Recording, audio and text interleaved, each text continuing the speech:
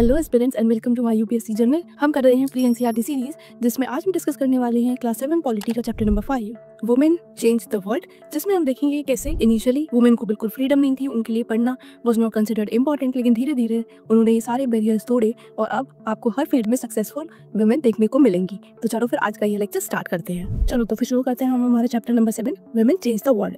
तो initially historically क्या होता था कि वुमेन को सिर्फ घर के काम, घर के रोज दिए जाते थे और उनके लिए एजुकेशन या एम्प्लॉयमेंट जरूरी कंसिडर नहीं किया जाता था। लेकिन फिर धीरे धीरे बहुत सारे वुमेन उन्होंने ये बैरियर्स तोड़े और उन्होंने अपनी लाइफ में सक्सेस अचीव की अलग अलग फील्ड्स में। तो इनिशियली ऐसा नहीं था, इनिशियली ये था कि आप वुमेन है, आप घर का काम करिए, घर संभालिए, बच्चे संभालिए, ये है बस आपका काम, बाहर का काम करेंगे मेंस। बट धीरे धीरे ग्रेजुअली कुछ वुमेन्स थी जिन्होंने ये रूल्स तोड़े और उन्होंने सक्सेस हासिल की उनकी लाइफ में, जिसे देखकर फिर सोसाइटी का जो थॉट प्रोसेस है वो चेंज हुआ।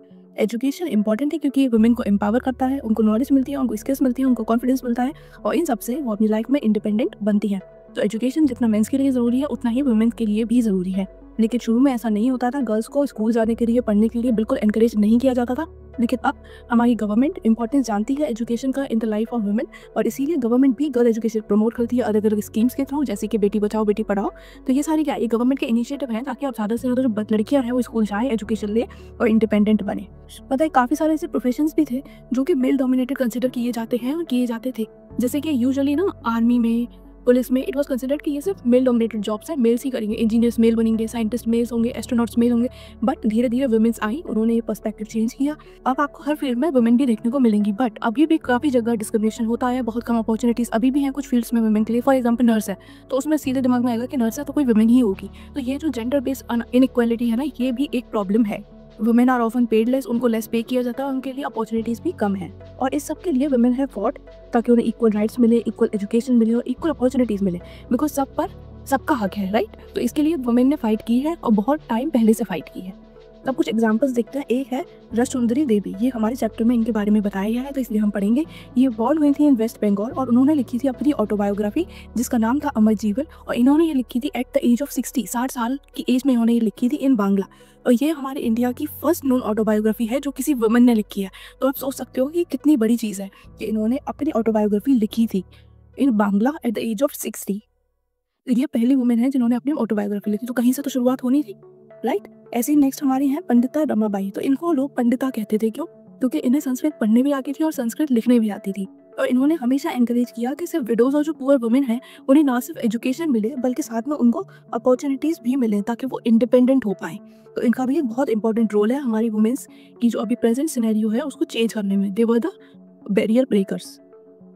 नेक्स्ट है हमारे चैप्टर में हमें बताया गया है अबाउट सुल्तानाज ड्रीम। तो ये क्या है? ये एक स्टोरी है जो लिखी थी रुकिया शखावत हुसैन ने इन 1905। इस स्टोरी में एक लड़की है जिसका नाम है सुल्ताना और वो एक ऐसे जगह पर पहुंचती है जिसको बोलते हैं लेडी लैंड। यहाँ पर लेडियों के लिए कोई रोक टोक नहीं है, वो बिल्कुल फ्री हैं, उनके पास कंप्लीट फ्रीडम है, वो अपनी लाइफ को जैसे चाहे वैसे स्पेंड कर सकती हैं, वो पुलिस बन सकती हैं, वो नए नए एक्सपेरिमेंट कर सकती हैं, वो स्पेस में जा सकती है, वो सब कुछ कर सकती है, वो जॉब कर सकती हैं। तो ये थी एक उनकी बुक जिसमें एक जगह थी लेडी लैंड जहाँ पर सुल्ताना जाती है। और ये एक आप देखो कि ये उन्होंने बुक लिखी थी 1905 में। वहाँ उन्होंने की इमेजिनेशन थी और अभी आज के टाइम पे की सारी ये चीज़ें रियलिटी में कन्वर्ट हो चुकी हैं। तो आप देख सकते हो कि कितना ड्रास्टिक चेंज आया है कि जो उस टाइम पर वो लोग सोच रहे थे, जो चीज़ नहीं हो पाती थी, वो बस उसके इमेजिन करके उन्होंने एक बुक लिख दी और आज के टाइम पे वो सब कुछ पॉसिबल है, हो भी रहा है। साथ में उन्होंने एक स्कूल भी स्टार्ट किया था इन 1910। अब हम देखेंगे कि सेंसस क्या होते हैं। तो सेंसस क्या होता है? ये होते हैं हमारी कंट्री में हर 10 साल में और इसमें क्या होता है, कंट्री की पॉपुलेशन काउंट होती है और साथ में बहुत सारी अलग अलग इन्फॉर्मेशन भी कलेक्ट की जाती है, जैसे कि एज, लिटरेसी लेवल, उनका वर्क, उनकी स्कूलिंग, ये सारा भी पॉपुलेशन के बारे में डेटा कलेक्ट किया जाता है। तो इंडिया है census every 10 years which counts the whole population और उसके साथ ही other information like age, schooling, work, ये सब भी कलेक्ट किया जाता है और इसको फिर बाद में जो हमारी गवर्नमेंट है वो यूज़ करती है। गवर्नमेंट समझती है कि हमारे देश की जनता में कितने लिटरेट हैं, कितने इलिटरेट है, कितनों के पास जॉब है, कितनों के पास नहीं है और इसी डेटा को यूज़ करके वो अपनी पॉलिसीज़ और स्कीम्स फ्रेम करते हैं। तो ये एक बहुत ही इंपॉर्टेंट चीज़ है और ये होती है the interval of 10 years। Last हमारा सेंसस हुआ था 2011 में और according to that census 82% men and boys are literate in India and 65% girls and womens are literate in India. तो ये जो सेंसस था इससे प्रीवियस वाले से ये दोनों ही नंबर इंक्रीज हुए थे which showed positive growth in literacy, यानी कि education is being provided to girls as well as boys और गर्ल्स का नंबर भी इंक्रीज हुआ था प्रीवियस के compared. So this is a very good sign. अब हम देखेंगे वुमेन्स मूवमेंट। तो वुमेन ने हमेशा अकेले और साथ में ग्रुप्स में भी उन्होंने हमेशा स्ट्रगल किया है टू ब्रिंग द चेंज। अलग अलग स्पीयर्स में अगर कुछ लीगली कुछ गलत है तो उसे सही करने के लिए, कोई वायलेंस है उसे सही करने के लिए, हेल्थ, हर जगह उन्होंने अपनी आवाज़ उठाई है, उन्होंने स्ट्रगल करा है ताकि उनको भी हर चीज़ में इक्वल राइट, इक्वल अपॉर्चुनिटी मिले। इंडिविजुअल वुमेन और अलग अलग वुमेन की ऑर्गेनाइजेशन अलग अलग पार्ट से इन मूवमेंट्स में पार्ट लेते हैं और वुमेन्स को सपोर्ट करते हैं। साथ में कई बहुत सारे ऐसे मेंस भी हैं जो वुमेन के मूवमेंट्स में, उनके ऑर्गेनाइजेशंस में सपोर्ट करते हैं, बिकॉज दे ऑल्सो बिलीव कि सबके पास इक्वल राइट होना चाहिए। Different strategies have been adopted to spread awareness, fight discrimination and seek justice. अलग अलग स्ट्रेटजी के थ्रू वुमेन कोशिश करती हैं कि वो इस अवेयरनेस स्प्रेड कर पाए, जैसे कि नुक्कड़ नाटक हो गए। इसके अलावा डिस्क्रिमिनेशन से फाइट करने के लिए, इक्वल अपॉर्चुनिटीज़ के लिए और जस्टिस पाने के लिए अलग अलग टाइम पर अलग अलग मूवमेंट, अलग अलग कैंपेन, अलग अलग प्रोटेस्ट, ये सब कुछ वुमेन्स को करना पड़ता है।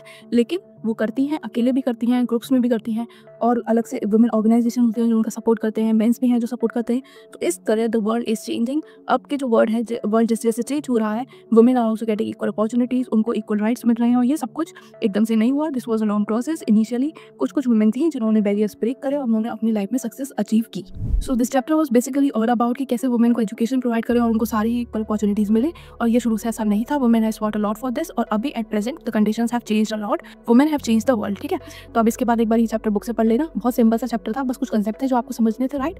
और साथ में अगर नहीं हो तो चैनल को सब्सक्राइब कर लो, नोटिफिकेशन ऑन कर लो। डेली ही 2 वीडियोस आ रही हैं, कोई मिस नहीं करनी। जल्दी जल्दी हम पूरी एनसीईआरटी डिस्कवर कर लेंगे। साथ में ये चैनल बाकी एस्पिरेंट्स के साथ शेयर करो ताकि ज़्यादा से ज़्यादा लोगों को फ्री एनसीईआरटी सीरीज से फायदा हो। मिलती हूँ आपसे नेक्स्ट वीडियो में, तब तक के लिए पढ़ाई करते रहो। Take care, bye bye.